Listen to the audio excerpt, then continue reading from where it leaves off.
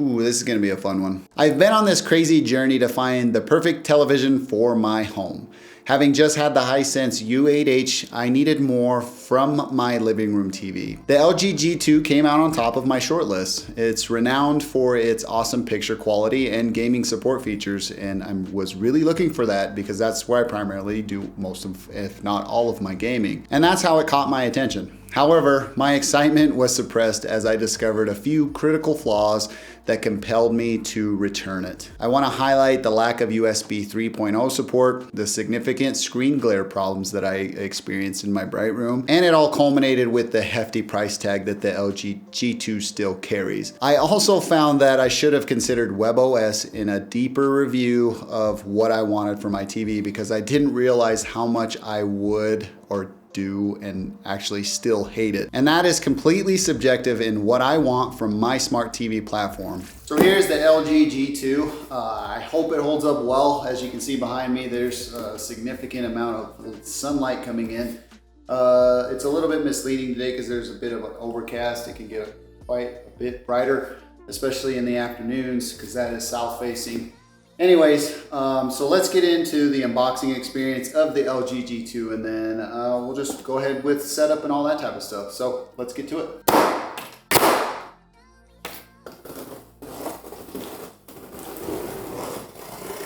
So the one thing about the LG G2 is that it doesn't come with the table stand. On this side of the box, it has the wall mounting bracket that allows you to flush mount this TV.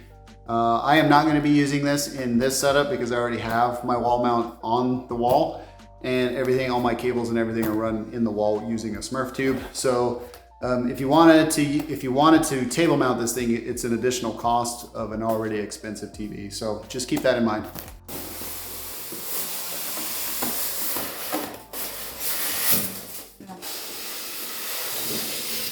So this box has no straps to it. It just was holding with those packaging straps, which is really crazy. So if those fell off in any shipping, during the shipping process, this whole top of the box comes off. But who am I to say how to pack your TV? Let's do that here. Like this, yeah. Anyway, let's start with what I didn't know until I got the TV unboxed. The lack of USB 3.0 support. One thing I want you to be aware of with the LG G2 is that there are a series of ports on the side of the TV here facing out, and there's another series of ports on the bottom facing down. And that is the reason why I'm not going with the flush mount because I just don't want to have that difficulty of navigating around and getting into access to these ports. On the side of this, there are two HDMI 2.1, so they're both capable of 4K at 120 Hertz. One of these is dedicated to the eARC port right here. And there's one USB 2.0. On the bottom of the LG G2, there's the IR extender. So you would connect that here and then run it to wherever you want. The cable antenna, the digital optical out right here.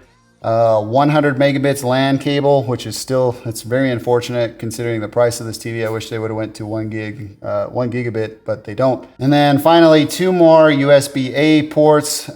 All of the USB on the LG G2 are of the 2.0 flavor, which is very unfortunate because I was hoping that I was going to be able to connect an Ethernet adapter to USB-A to get faster internet connectivity to this. I'm going to test that in this video to see if that is an improvement because this 100 megabits is just not going to cut it for me. And because we primarily watch all of our TV via streaming service and I don't want to bog down my Wi-Fi network, I'd rather have a hardwire connection to my TV. That about does it for all of the connectivity on the LG G2. Like I said in the unboxing and closer look at the back of the TV, I found it a disappointing absence of USB 3.0 ports, and there's not even one. USB 3.0 offers lightning fast data transfer speeds and enhanced performance when pairing an Ethernet adapter to hardwired TVs. Most if not all TVs lack a gigabit Ethernet port that limits their connection speed with wired Ethernet cables and that connection with, your ISPs. I have always used an adapter to get over this limitation with TVs that support the adapter's connection.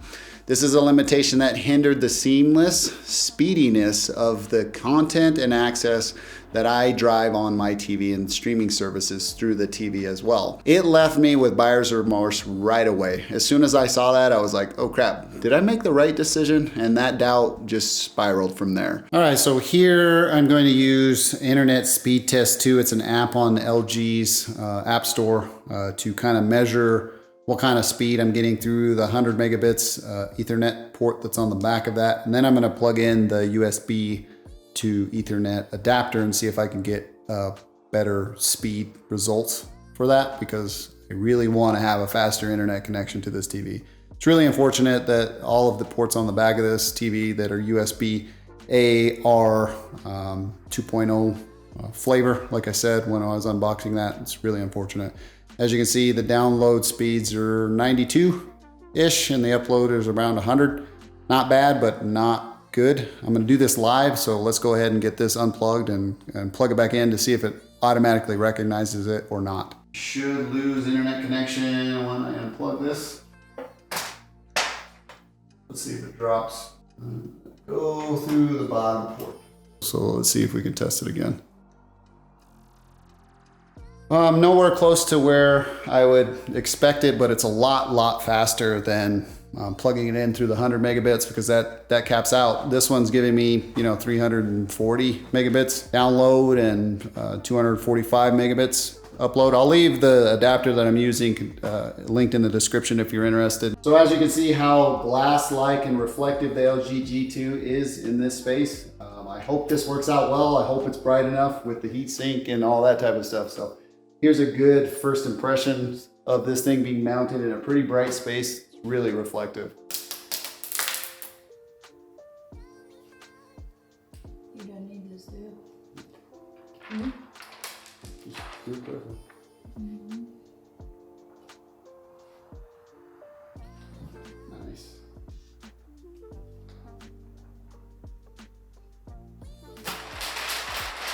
Got the protective film peeled off, and that has cut down the reflections quite a bit, actually, if you can see there on the camera.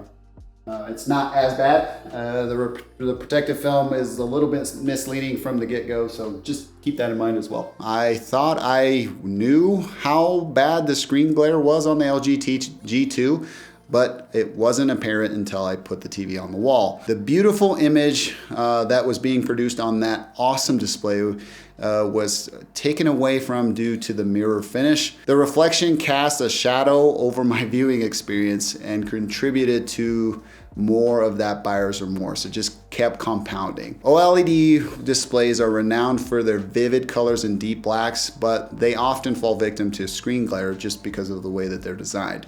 The LG G2 is no exception in that, as its beautiful display reflected annoyingly under bright lights and sunlight.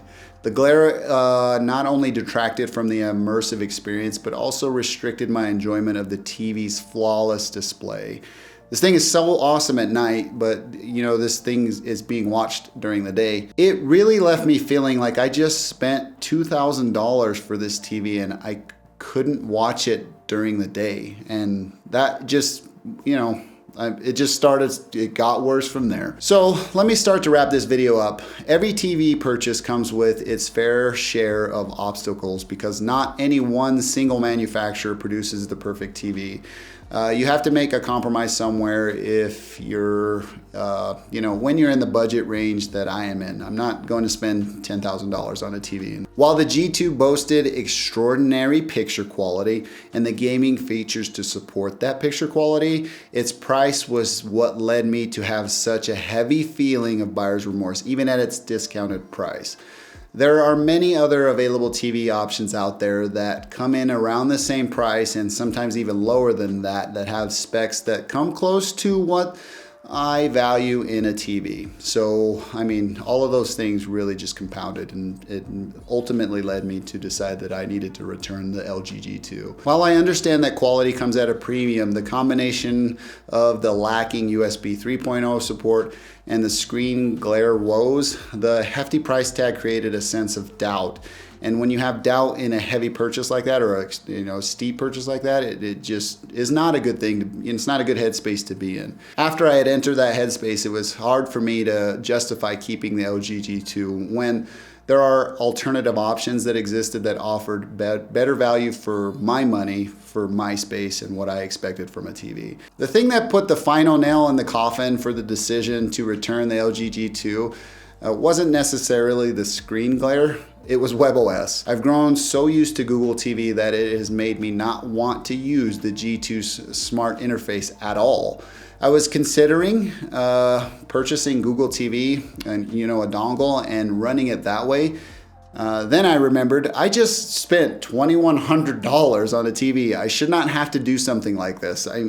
Plus tax, it's expensive TV. Why do I need to run a dongle off it to get the experience that I want? I also thought there are many other manufacturers out there that will give me this, what I want inside the TV. So as I dived deeper into WebOS, I realized that WebOS might not be for everyone. Its interface and user experience differed significantly from what I was accustomed to.